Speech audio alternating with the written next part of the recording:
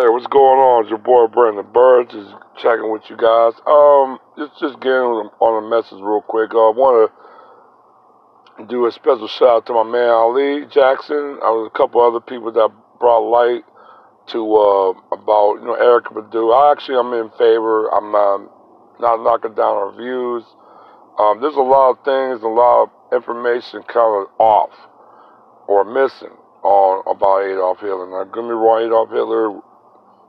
I mean, look, he did some foul shit, but there's some things out of that just don't sit right with me. Okay, the Jewish people. If 6 million died, you should be the first group of people to fight white supremacy. But you guys are allies to white supremacy. That don't compute with me at all. That don't compute with me. That kind of defeat the whole purpose. You basically face a genocide, but you are now an active participant of committing a genocide. So that's where my false line with Jewish people somewhat goes in question from this Nazism, fascism, and everything else. Let me break down some history. My man Ali Jackson said something. O'Shea Jackson, he broke it down a little bit about the historics of Germany or the German people. Now, German people used to be a tribe of nomads. They used to be like barbarians. They used to have many names. They used to have the Alans. They had the Visigoths, the Ostrogoths, but they're still Goths. You had the Vendelas. You had different types of Germanic tribes. The Anglo-Saxon was part of the Germanic tribe. So you have a lot of things coexisting right there.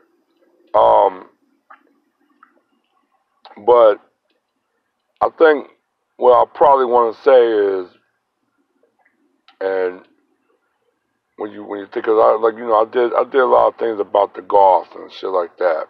So they actually come from Scandinavia. So they came from that part of I think near Sweden, and it was a thing called Gotland, something like that, and that's where the word Goth and kind of originated. But yeah, there was actually around the 50 BC. Nubians and some Persians. The Persians were basically the Iranians or Aryan Indo-Aryans. Yeah, that's the real name. The Persian was Aryan. But you had Nubians and Aryans coming to that area during the times of the Romans. Now they were brought there for a specific reason. That was to fight invaders, preferably the Germanic tribes at that time. But they set up communities and stuff, and they started flourishing, but they started to interact with a lot of the German natives. So there's a lot of Germany that might have African black bloodline in their DNA. Because they've been, like I said, there were black people already in Germany at that time, over 2,000 years ago. And you had the Huns. The Huns were Eurasian. They were basically originated out of China, but they were invaders. They also too came invade that area by the Duram and the Rhine River, so like that. That's all Germany. So they also did a lot. They actually conquered Germany for not a long period of time, but it was for maybe 20 years, 25 years, give and take, 20, 30 years of occupation. But they actually conquered the Germans from I think 450 to 470. So so the German people are they got a very unique history. So like okay, now you got the little bit of that aspect of them.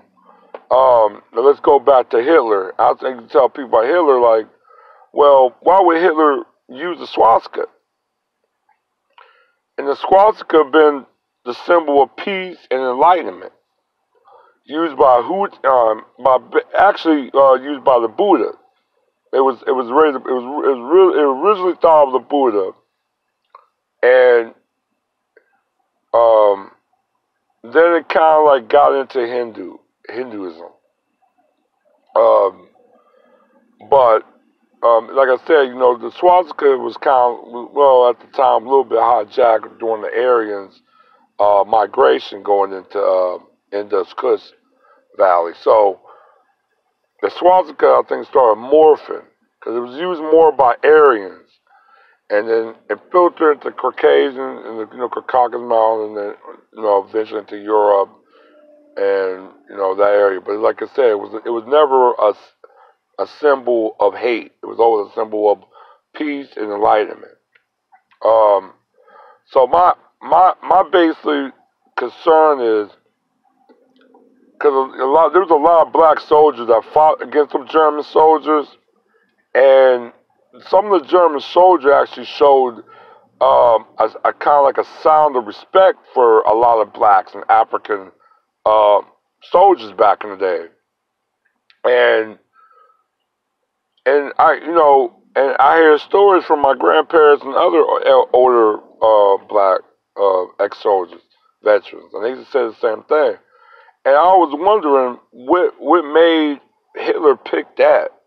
And when you go into some history, American, a lot of American school systems, they don't really tell you a lot of the truth.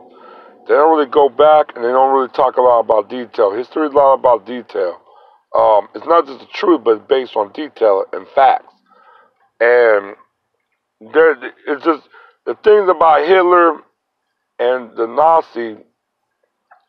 There's a few missing parts to that, and I have to, I'm kind of like have doubts of it. I don't think maybe Hitler was what everybody in the world, and plus the Jews, would say he was.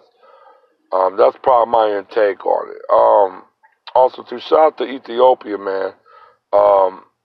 Hopefully, they've been having it, but they kind of discovered that they still have a huge amount of gold just a part in their resource, they in a depository. So hopefully they don't let no foreigners get a hold of that. So hopefully they keep that resource. But Ethiopia, really all Africa got abundant of resource. The world, as you know, live off of Africa resource.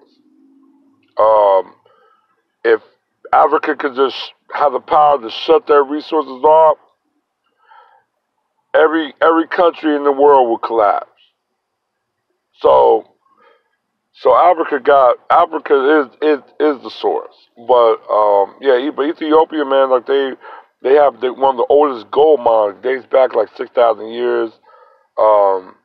They said it was one of the main resources and engines that pushed the Egyptians empire, pushed the Kush empire, helped out many other empires during that time. So definitely, man, shout out to them. Hopefully they don't let nobody have get their hands on it. I'll definitely shoot you guys a link about the Ethiopian, that gold mine that they found. But yeah, I just want to put my thought about it. I don't have no problem with what she said. Not knocking her for it. So, like I said, I think people need to do a little bit more research for yourself and see what the truth is. All right, one.